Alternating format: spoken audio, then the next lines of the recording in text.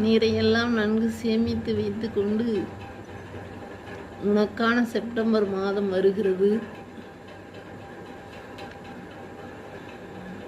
ஆவணியில் நம் மைந்தன் விநாயகன் பிறந்த நாள் வருகிறது.